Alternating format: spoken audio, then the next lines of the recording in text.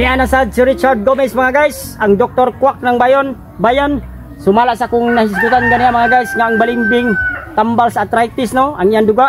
Karon mga guys, dili lang dai kay tambal sa arthritis ang iyang bunga, kundi pati ang iyang gamot mga guys, tambal usab sa babae nga di na gustong manganak. Mga guys, idaani ang pamaagi mga guys, no? Magkuha lang kag gamot ani sa balimbing.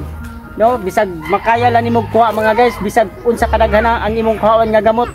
Sigurohon nga hugasan og maayo uban sa kipi-kipi nga sagbot mga guys. Patanaw sa kipi-kipi be, akong klaro.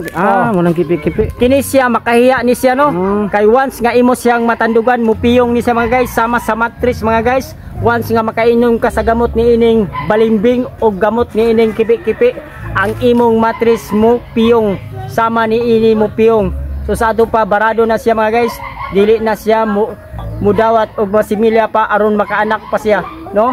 Mga guys, mo ni ang benepisyo sa usa ka tambal nga herbal, whereas kung maggamit kag mga tambal nga antibiotic para di ka moboros ug unsa pay lain nga control, dako ka nang makadaot kanimo kay wala ka na gitugot sa Ginoo, no?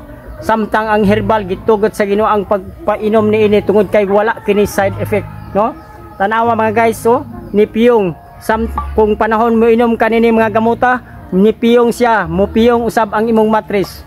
O inana ra mga guys. Ako si Dr. Quack ng